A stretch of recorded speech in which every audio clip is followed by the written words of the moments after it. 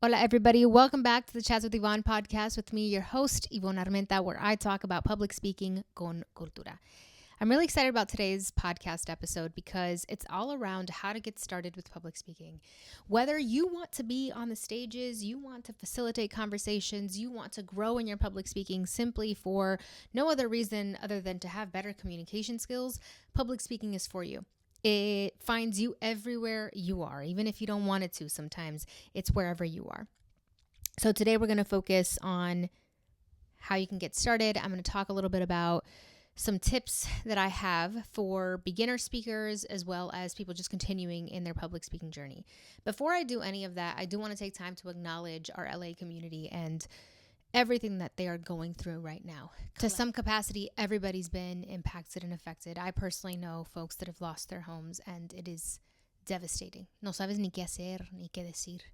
So from the perspective of, I don't know everything that there is to know. I know that there's so many stories on the ground to continue to be told and shared. I do want to share what I have also learned from others, in that right now what's most important are monetary donations, or not most important, but it is what is needed the most right now for our LA community. I also want to say that I don't think anybody needs this reminder, but LA is central to so many of our businesses. Whether you're a service-based business or a product-based business, we all take from LA. So as much as we can right now, let's also give. And let's not reach out to people that are small business owners in LA, especially asking for free discounted items. If they don't offer it to you, don't ask for it. I think that's super important to continue, as the impacts of this continue to be felt for many, many months from now. I think it's going to be especially important to support one another and not ask each other for those discounts, support each other's businesses in the same way that we support these bigger brands. So I just wanted to preface by saying that. I will also be linking GoFundMes in the description that was put together by people in the community, and I'll share a couple other resources in the description of this podcast episode if you're interested in learning more and in supporting. So before we get started, you already know that I'm going to be pulling from a card. I'm wearing blue if you're watching the video. So I thought I'd choose from one of our Emoción voice inflection practices today from the Public Speaking con Cultura practice card deck. This is all around tone. So dice, now with that attitude, o mejor dicho, with that attitude is perfect. Say, I love public speaking con cultura because it makes me feel empowered. So we're going to take that sentence, and now we're going to change the tone to be confused. If I were to say that confused, it'd be, I love public speaking con cultura because it makes me feel empowered. What did we notice there? We noticed that my sentence now became a question, and that the end of my sentence was a little elongated. And it didn't really communicate confidence in, I love public speaking con cultura. Now let's do sarcastic. What does sarcasm sound like?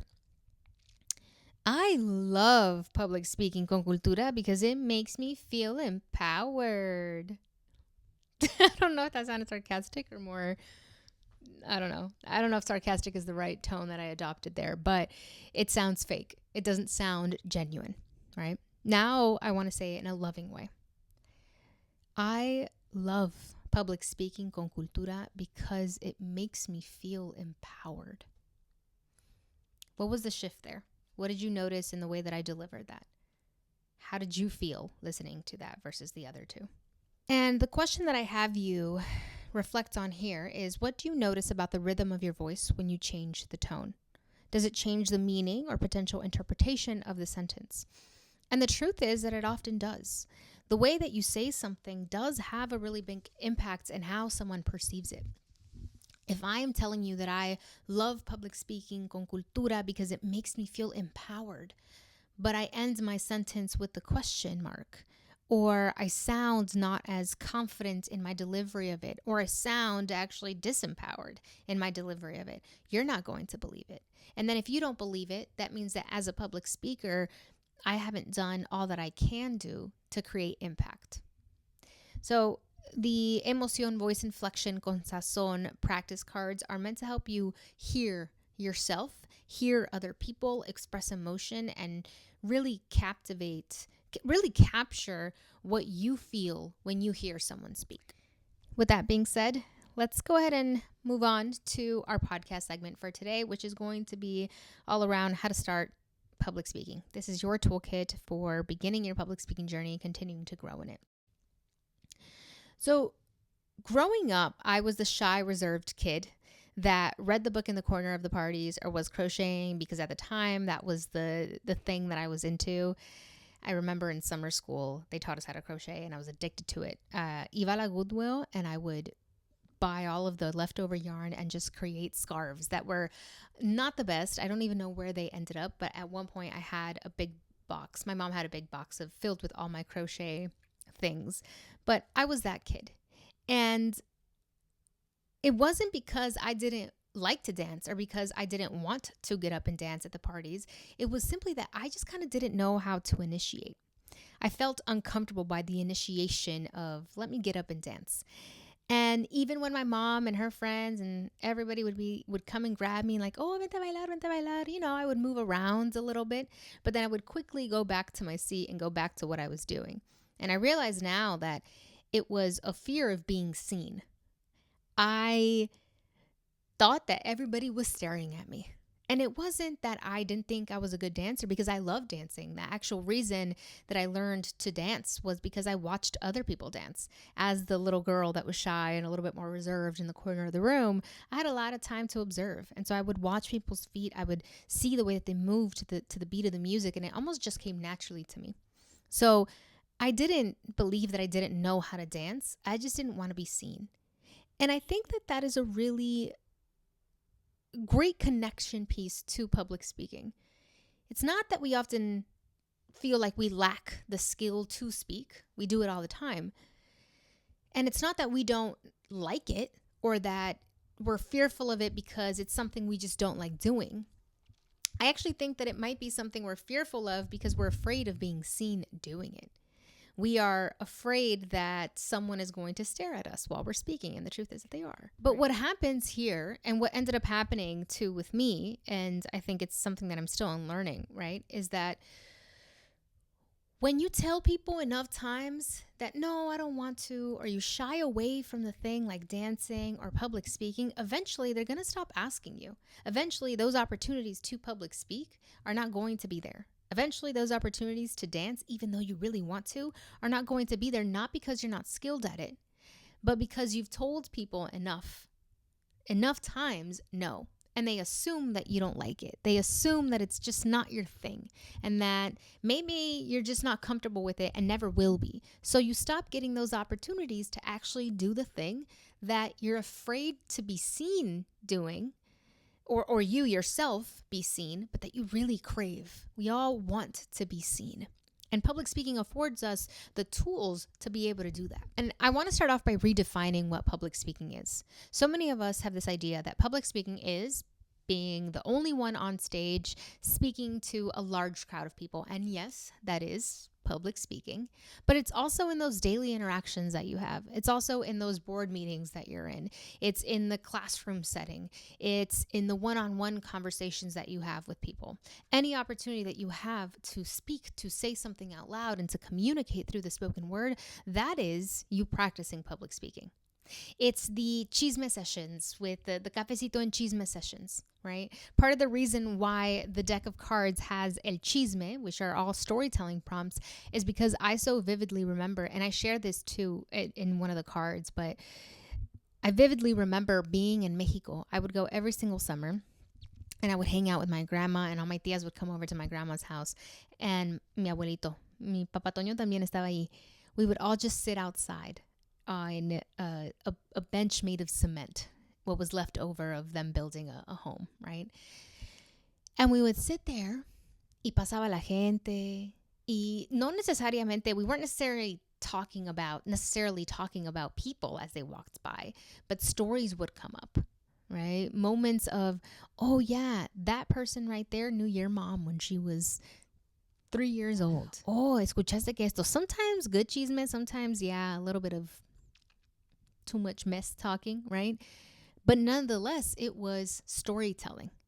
And I remember always being mostly the listener of it, the receiver of the chisme, not so much involved in actually saying something out loud, but that shaped the way that I storytell now. It shapes the way that I communicate and make connections with people. To me, el chisme is a way of connecting with one another. And that means that by extension, storytelling is a way of connecting with one another. So how beautiful that we get to do that through public speaking. When I was a little girl, I would perform in front of my family. And I think maybe this has everything to do with my introversion, but I would perform and go all out and do my dances in front of my family and put on entire shows. And I would also be the MC for a lot of our cultural events. Or graduation ceremonies. Every time that I had the opportunity to public speak, I was there. I wanted to do it. I have here to also mention that I was translating documents, ordering pizza, and preparing a 20-minute script before ordering that pizza. And this is actually really true. I would sit there writing exactly what it was that I was going to say before I made the phone call. It would take me so much longer to prepare for the phone call, to call and put an order in for pizza, than it did actually being in the call itself. When I think about that moment, I look back and there were a few reasons why I think I wrote a script. The first one was that I didn't want to stutter. I wanted to be clear in my communication. So if I were reading the script that I wrote, it was easy. 2 pepperoni pizzas, please. And may I also have 2 large sodas? And also the cinnamon sticks. O sea, I wrote every single thing down that I was going to say on that piece of paper so that I didn't stutter and I could be clear. I also had this idea in my mind that I didn't want them to know that it was a little kid calling in to order a pizza and not an adult. Because in my mind, the adult should be calling, but that's not the way that it worked in my household. So I didn't want them to know that I was nervous because I was a kid and not an adult. I don't know where that comes from, but that is very much one of the reasons. And I also, the last thing that I noted here was that I was scared of losing my train of thought. It's different when you say it out loud and there's no one there receiving the information that you're sharing to when someone is actually supposed to respond to what you say. And that for some reason made me incredibly nervous. So my script really came through most times. But the reason I bring that up and the reason why I would love to ask all of you to reflect on all of these different moments that you may not consider public speaking, but really are, is because they greatly impact the way that you practice your public speaking today. It also can impact the way that you should be practicing. I think that when I first started public speaking, a script was essential to me. Knowing exactly what I was going to say and how I wanted to deliver it was really, really important to me. Eventually, now, I just need to have my bullets and then I'm ready to go. But before, part of my process for public speaking was actually writing out and handwriting it. Handwriting out my entire script. Didn't matter if it was a 5-minute presentation or a 15-minute keynote. I wrote every single thing that I was going to say down to commit it to memory. These are things that I learned about myself as a public speaker because of me taking the time to reflect back on those moments where I was public speaking and maybe didn't even consider it to be public speaking. So I want to ask you to do the same. Think back at moments where you spoke in public, where you communicated via the spoken word and what you did to prepare for it, or what made you really nervous about it. Being in a constant state of studying ourselves as a speaker means that we have to go back to those moments because that will tell me, right? I'm thinking as a consultant, right? I'm thinking that will tell me how I can help you best practice and internalize what it is to be in your essence as a public speaker. Next, I want to remind y'all that it is totally okay to be nervous.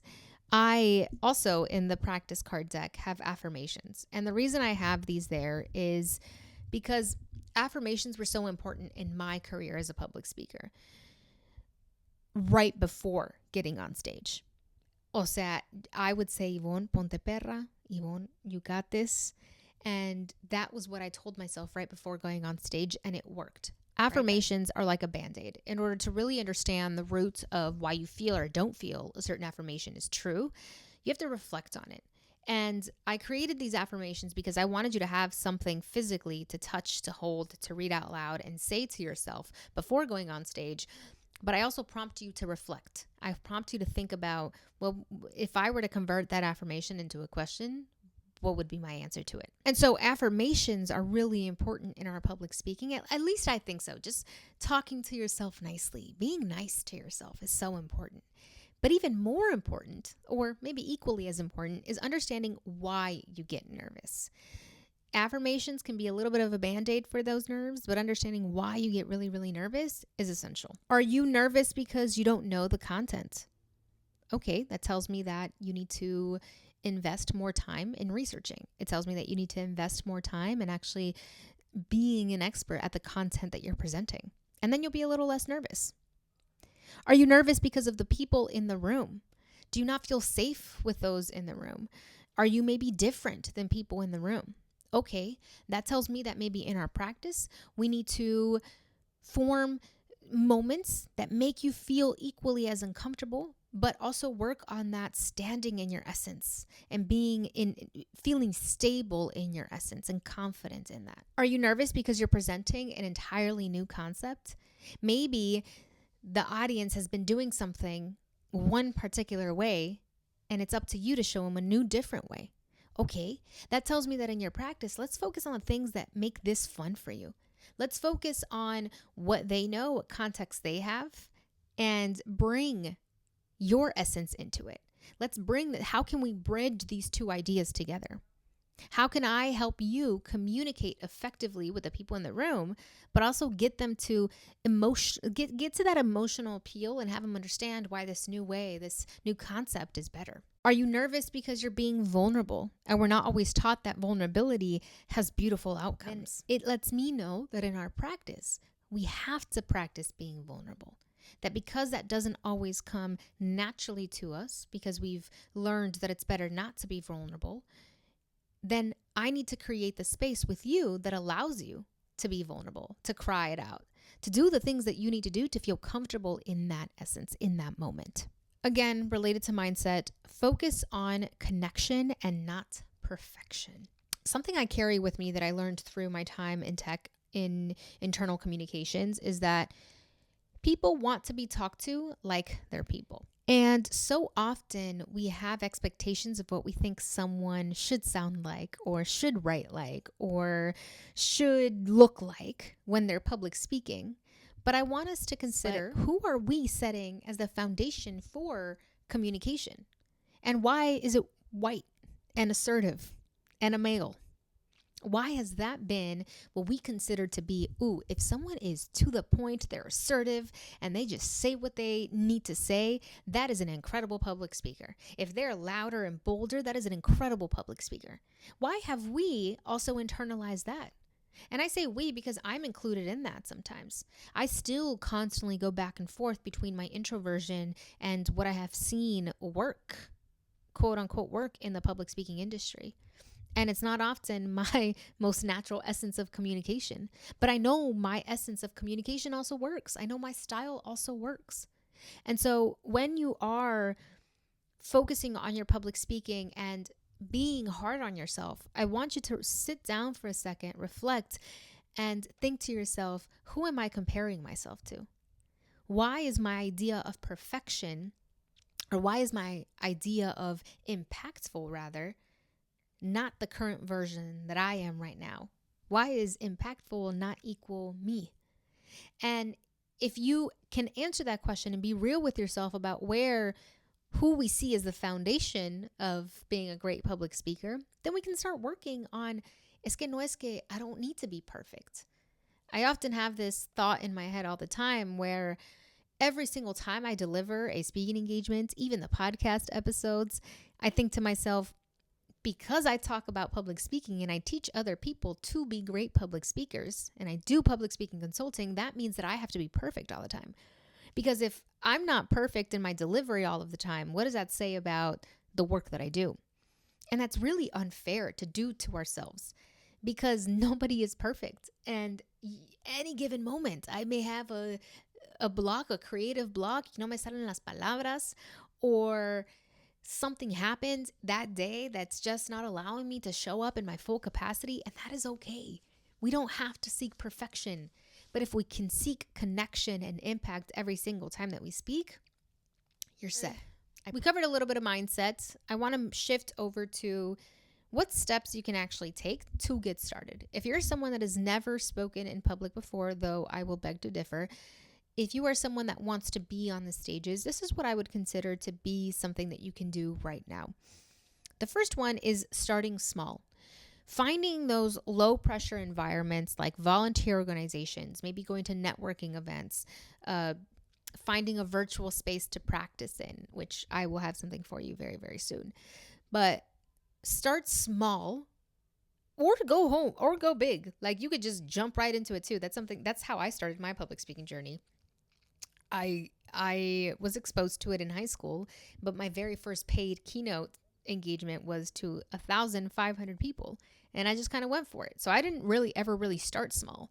So you could totally skip this part and say, I don't need to start small. I'm just going to go for it. But what I mean with this is have moments of exposure. Start small, go big, it doesn't matter, but expose yourself to the art of public speaking. Whether it be, again, those nonprofit organizations reaching out to them and saying, hey, I have this workshop. Can I practice delivering the workshop? Can I don't say practice, but can I deliver this workshop for you all? Being on podcast episodes. I think being on podcasts is one of, I don't want to call it low-hanging fruit, but it's a good beginning. It's a good start to your public speaking. Next, understand what you need to feel your most prepared. There is so much power in being prepared. And if you don't understand yourself as a public speaker or your process, then this preparation piece is always going to feel like a drag to do. I'll give the example of my running journey, but for a really long time, I was trying to run like everybody else, get all the gear, get all this stuff that I was like, that's just the way that they're talking about it just doesn't work for me. I need to just go on this run and find really beautiful places to go run, because otherwise I'm not going to do it. And I had to learn that about myself in order to become the runner that I am today and really actually truly enjoy running. So the way that I practice my public speaking has to be different than the way that you do it. Maybe we have some similarities and maybe we can practice in similar settings. But what I mean by this is that the way that you approach this prompt, answering the prompts from the public speaking con Cultura practice card deck, for example, has to be unique to you. Because that's how you're going to feel prepared. And when you feel prepared, you can be your most impactful because you're not worried about all the other stuff. You know you did all your preparation. So I want to break down really quickly how to prepare for a really short talk that you have. The first one, and this is probably one of the most important ones, especially for someone like myself that knows that everything and everyone are interconnected. Identify your purpose for speaking. This is so important because every time, and I've found this to be true, every time that I ask someone, one of my clients, hey, what is the point of this? Why are you doing this? What is this presentation supposed to be about? I always get 3 to 4 different answers or themes or buckets of, well, it's so that they can trust me to do my job, or it's so that they're informed on what's coming next. It's so that I can get approval. It's so that they can be inspired. It's like, okay, that's 4 things right there. And yes, you could argue that they're all interconnected, but each one of those dictates the kinds of information that you share and how you share that information. And so my suggestion is always to find that one thing that you're actually trying to do. Because you can only do so much in the 15 to 45 minutes, however much time they give you. What is that one thing you're actually trying to do? Is it inspire? And if it is, take it a step further. Inspire to do what? Is it simply sharing my story, sharing information? Okay, then that is an informative speech. Think about the purpose of it, because everything that you say, everything that you share, all the stories that you give to me have to be connected back to this purpose. It doesn't mean that you can't get creative with your delivery with it. It just means that it allows you to tie everything you say back to that purpose, because that should be what your entire speech is about. And if it's not, it helps you as a speaker say, okay, this information right now is not needed. I'm doing too much by mentioning this as well. It's not needed at all. Then you write down your 3 to 5 key points, right? Yeah. Your purpose, you can always convert into a question and make sure that everything that you're mentioning ties back to that. This sounds so common knowledge, but you have to practice saying what you're going to say out loud. And at least once or twice. You want to hear yourself, right? Talking about voice inflection. You want to be able to hear yourself actually speak. Y si no te está saliendo bien, what can you do to fix that delivery, to make the delivery feel good to you? Because it's not a good or a bad delivery. It's just an impactful or more impactful delivery. For example, I'll be sharing a little bit more about this in next week's podcast episode or the following. Not really sure yet. But I auditioned for Shark Tank. I brought the public speaking Cultura practice cards deck. And the amount of times that I said my little 60-second speech out loud is kind of crazy. But it really helped me nail down how I wanted to deliver it and what I wanted to say. Each time I shifted a little bit of the words that I said or tweaked some of my delivery in it, but the foundation of it was all the same. So saying it out loud really does help. So power of preparation is in understanding and identify your purpose, having 3 to 5 key points that all tie back to the purpose, and saying it out loud multiple times, as many times as you need, to really feel confident in your delivery. Next up, I want you to consider recording yourself speaking.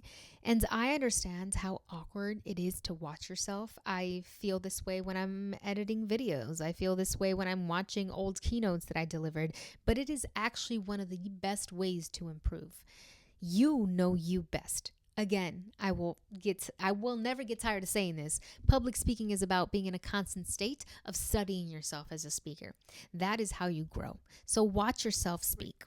And when you do record yourself, I want you to pay attention to a few things. Voice inflection, your tone, your filler words, your pacing. Are you speaking quickly? Are you trying to get through the speech? Are you talking maybe a little too slow? Are you emphasizing? Because this is the thing. When you talk slow, it emphasizes what you're saying.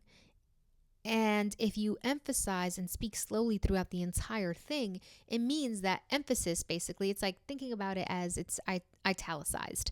Everything is italicized, so nothing stands out.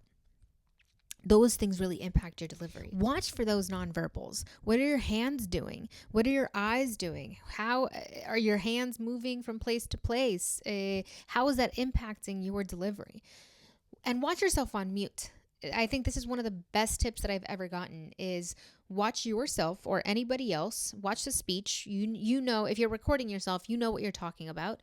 Watch for your nonverbals and tell me what you gather from just watching you on mute. Do I seem confident? Is that what I'm trying to exude? Am I talking about, I love public speaking? Can you see the love in my nonverbals?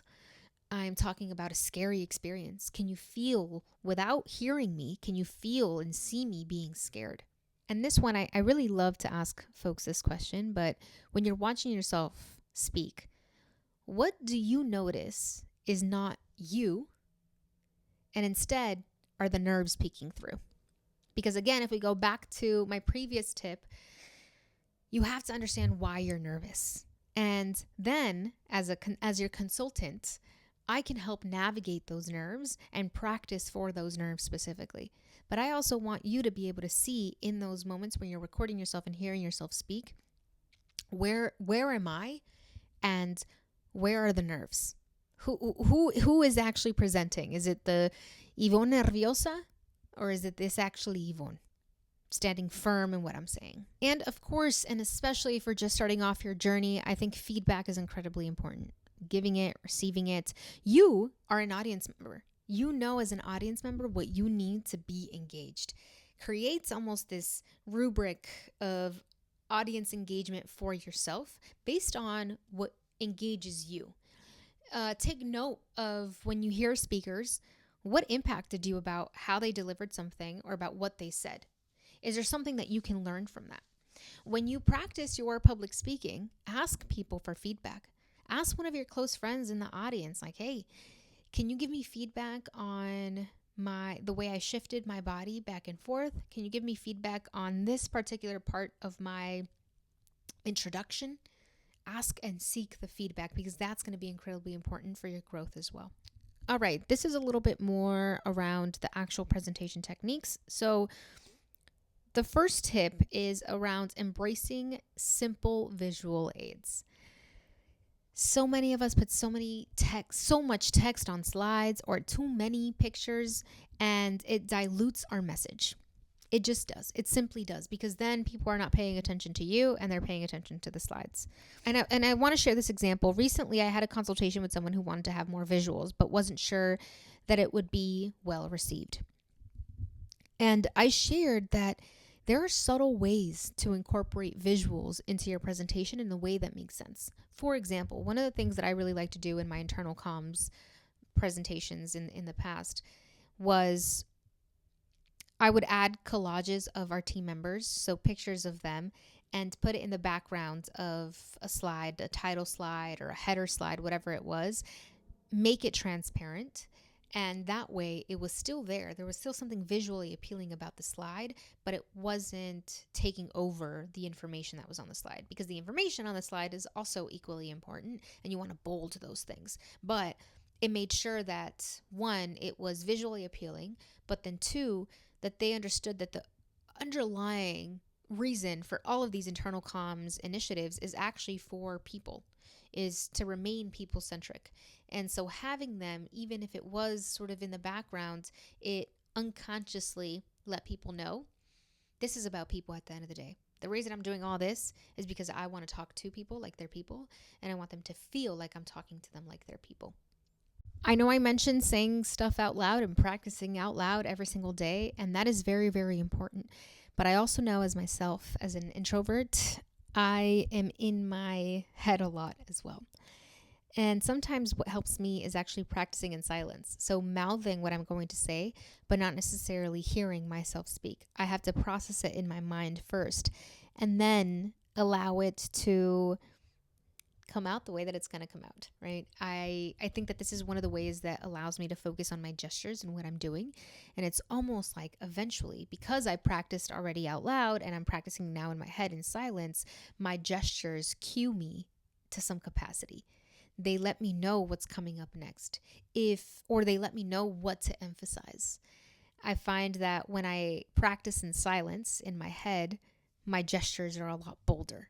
And so when I'm actually doing the real life thing, it all just comes together nicely. And lastly, I want to encourage you to try improv. I think improv always feels so awkward. And the reason it always felt awkward, to me at least, was because I always felt like my references, people weren't going to understand. I felt like I had to assimilate to the references that people often bring up.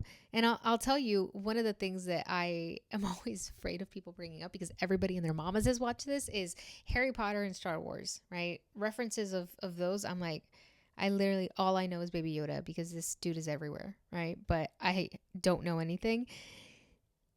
And sometimes I'm like, dude, I feel like I don't know enough about the culture of the US. Like, what is the culture of the US? But I don't know enough about these references to be in an improv class and feel like I can be just my authentic self. But that's actually what they want you to do in improv. So I think it's also a really great way of practicing this authentic delivery.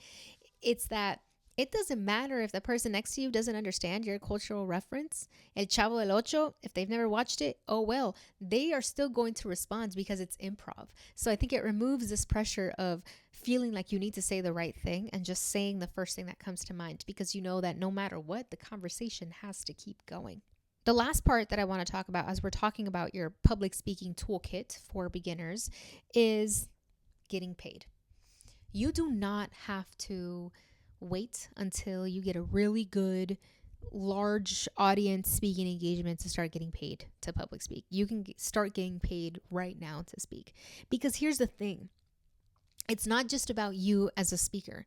It's also about the experience that you bring with you. My career as a public speaker over the course of 10 years is strengthened by my 8 years experience in tech, in experiential marketing, in internal communications, social impact, community management, learning and development.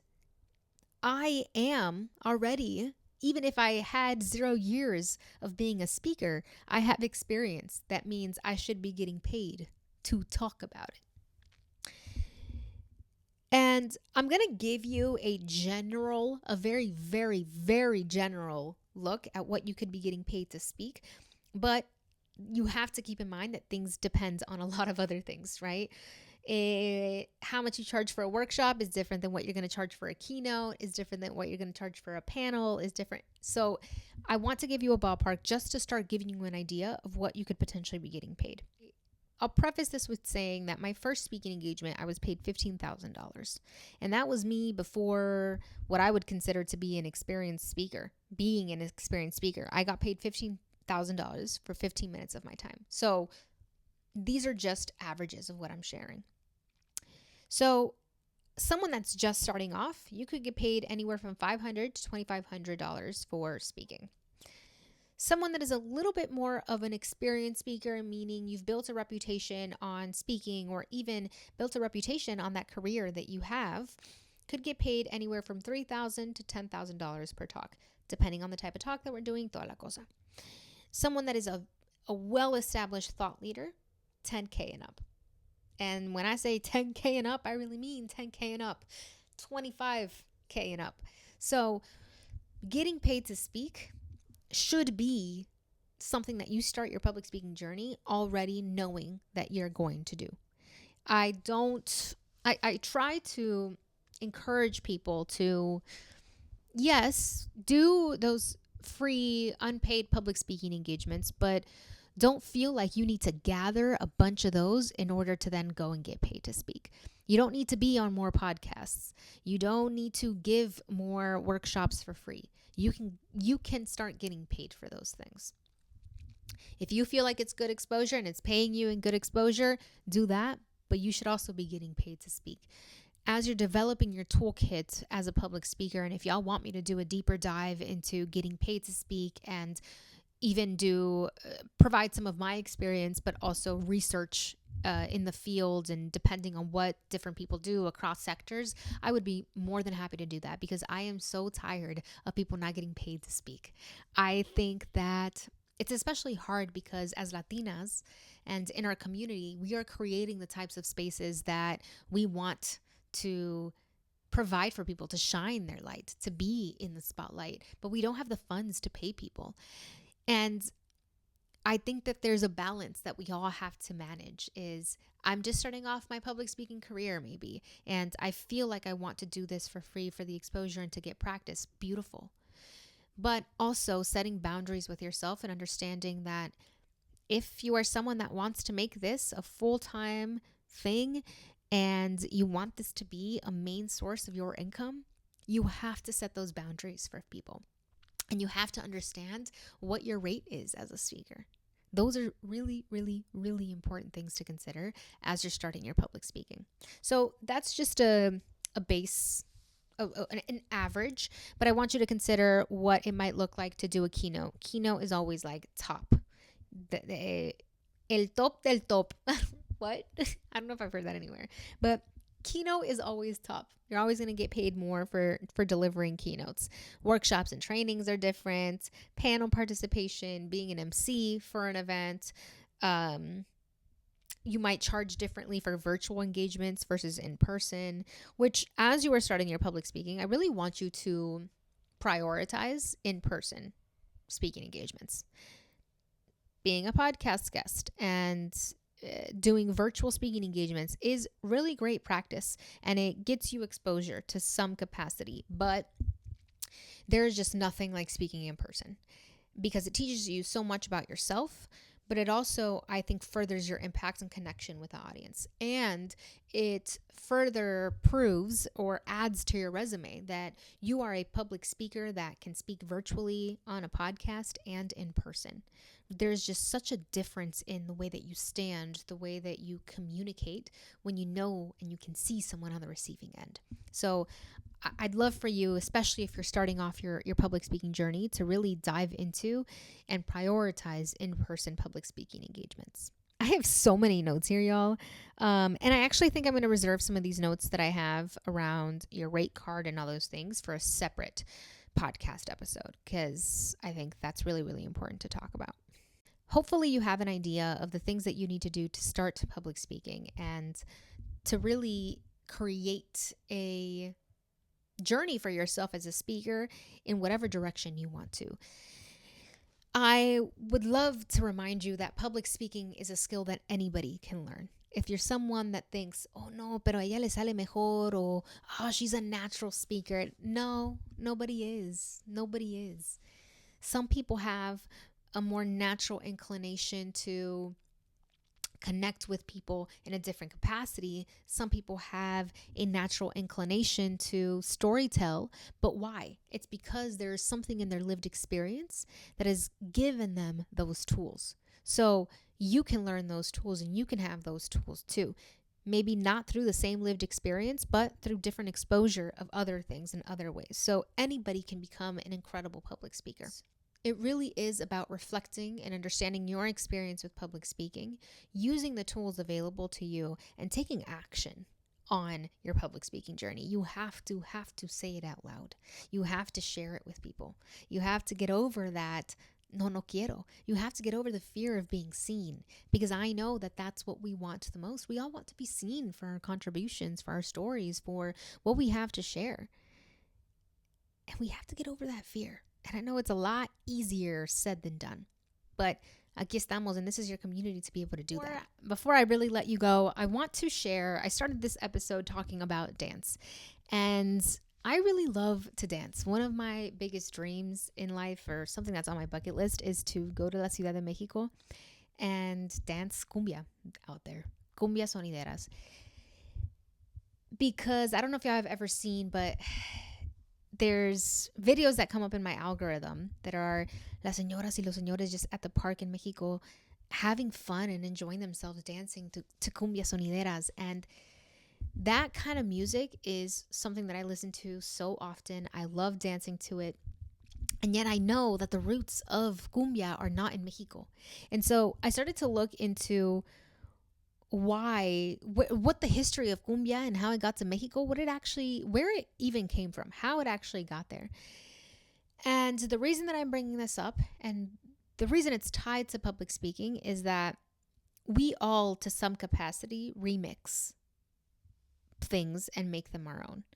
We take information that we are given and we interpret it, and then we come up with maybe a new outcome. And that's actually, I think, what it should be, right? Always paying honor to where it actually comes from, where it originates. So, well, one day I'll get to dance en las calles de Mexico, de la Ciudad de Mexico, like that. I wanted to look into the history of Cumbia Sonideras. And so here's a little bit of what I learned. I'm going to keep it brief and short, but I will link all of the articles that I am referencing in the description of this podcast episode, because now I'm nerding out about it, but I don't want to take up all of your time. Cumbia's origins are in the music of African slaves brought to the north coast of Colombia. Cumbia is a style of Latin music that originated in Colombia and became popular throughout South America, Central America, and the United States. Traditional cumbia music uses a blend of African, Amerindian, and European styles, and uses musical instruments such as drums, flutes, maracas, and accordions. And there are many different styles of cumbia and adaptations all throughout countries in Latin America like Argentina, Peru, Bolivia, Chile, Brazil, Ecuador, Cuba, and Mexico. They all have their unique ways of doing cumbia. The cumbia musical genre traces back to the 1800s, again with roots in Colombia's African culture. Cumbia most likely began in the 19th century as a type of courtship dance style created by enslaved Africans on the coast of Caribbean countries and Colombia. Instruments of the indigenous people of Colombia, such as various drums and flutes, were added to the sounds as cumbia developed in the 1900s. Later, European influences would introduce the accordion. Cumbia in Mexico. By the 1940s, cumbia had arrived in Mexico. The artist Luis Carlos Mayer Castanet popularized cumbia in Mexico, along with the big band orchestras of that artists like Rafael de Paz and Tony Camargo. Cumbia in Mexico blended with mariachi music styles and was also influenced by African and Caribbean styles such as son, vallenato, and merengue. And then we have Peru and Bolivia and Ecuador and all the other places in Latin America that were influenced, that took cumbia, that took cumbia and created almost like a new sound to it. Modern cumbia today, cumbia spread across Latin American countries, including Argentina, Cuba, and Puerto Rico. Today, the rhythms and instruments of cumbia have been combined with electronic, country, and hip-hop styles. So cumbia has been ever evolving. We know a couple of those cumbia bands, right, that are really famous, like La Sonora Dinamita, Luis Carlos Mayer Castanet, Los Ángeles Azules. And really briefly, I want to walk through some of the subgenres of cumbia because Cumbia Sonidera is included in here. So, Cumbia Sonidera is a type of cumbia that emphasizes the guacharaca, a tube-like instrument with ridges that are scraped to make a percussive sound, as well as the organ and electronic sounds. In Mexico, sonideros are DJs, and this style of music often features shout-out lyrics that highlight a sonidero crew. An example of this is I have a video where I went to Mexico City, and la canción dice, que llore, que llore, que llore, que llore. It literally just says that, señores, señores. Let me see if I can find it really quickly and just play it in the background. A ver qué show. Let's see. I want to see how it goes, because it literally is them talking and then there's music, cumbia sonidera, in the background.